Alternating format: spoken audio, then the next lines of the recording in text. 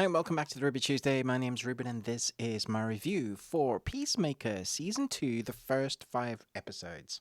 I'm here to do a non-spoiler review. Comes out in a couple of days, I think. Well, depending on when you're seeing this review, might be out already. It's going to be releasing weekly, I believe. Maybe the first 2 episodes drop, but nevertheless, non-spoiler. Let's jump into whether you should be excited for Season 2. Did they give us more of the same of the first one?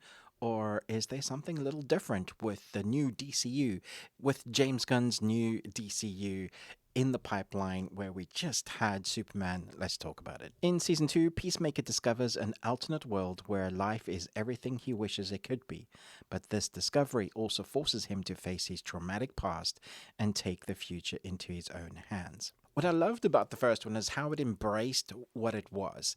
This crazy, talented dude in the body of John Cena, eagerly and just off the walls commentary on reflecting on what happening in life, as well as the off the walls commentary of what comic book can actually be, and then actually have an interesting story in amongst characters that are larger than life. And of course, if you don't like James Gunn's style of comedic timing, very dry, and then get the emotional bits that is very part and parcel with a Marvel sort of movie where you have an emotional bit and then you'll have a bit of a gag, a bit of a funny thing to lighten it, to bring levity. If you don't like that, that's kind of what you got. But because it's much more adult, it's more akin to something like The Boys.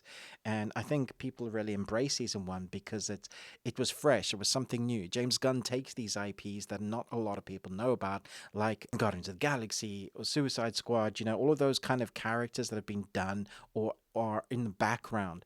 And so that's what we got with season one, where we had this unique, interesting character, team building of broken people, and they basically save the world in a roundabout way. And because we're coming off the back of consequences in season two, it's very interesting to see where our characters are now.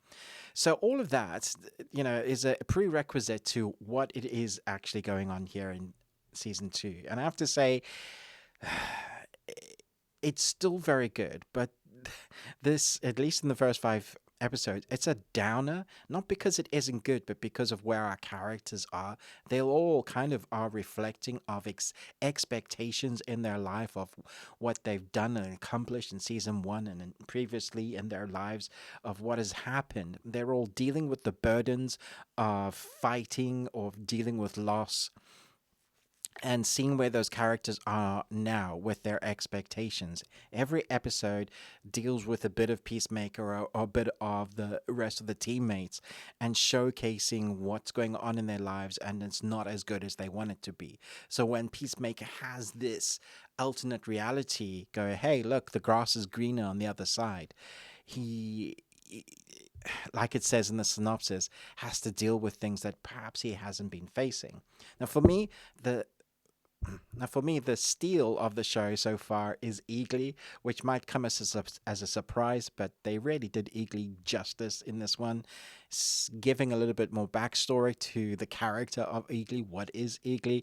There's a bit of lore that is brought to life. There's a lot to do with what James Gunn loves to do with character, spending a good amount of time dealing with all of it where our characters are. But because it's so dark and depressing in a lot of places, it can feel like it's slow. There is still a lot of action, and when we get that action, it is brutal like we've come to expect. And the score, as always, James Gunn's signature style with music being the undertone as a character in of itself, is definitely there as well.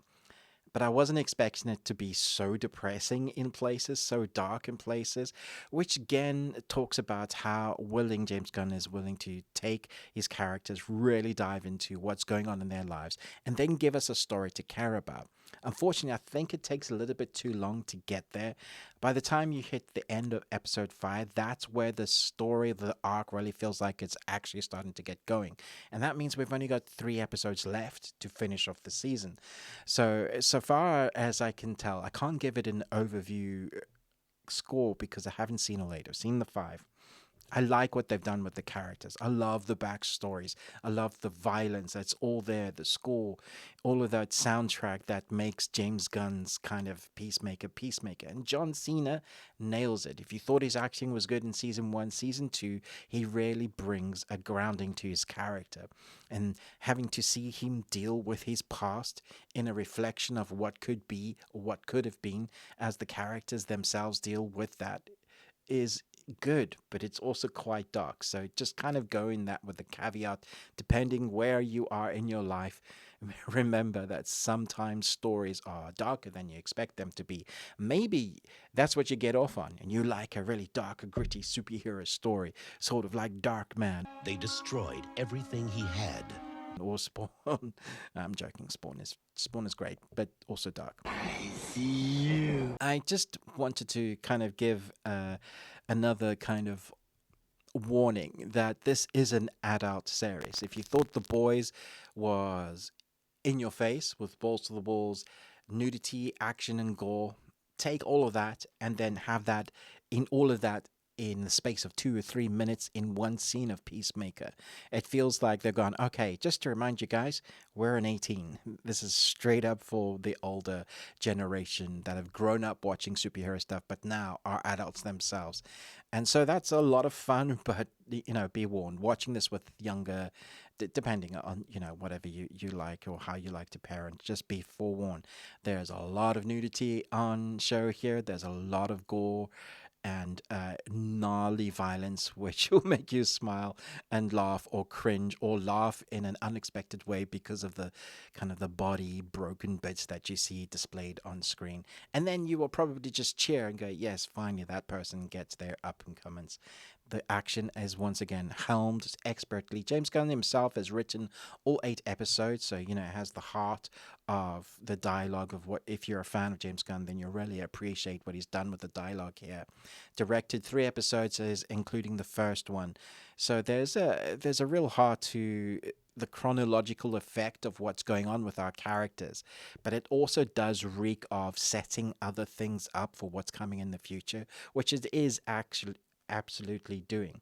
So once we get to the end of episode 5, it does feel like, okay, we're setting things up now. This is where the story is really going, which is why it's taken so long. It does feel like it's a season of padding, giving us character development to see where those characters will be in the future. Not that it's not entertaining, but bear that in mind. So I'm hoping to finish this, and I'm hoping to give it a high mark, but for now, those are my thoughts. Let me know your thoughts once you've seen it. Thanks so much for watching, but most of all, until next time, remember, live long and Tuesday.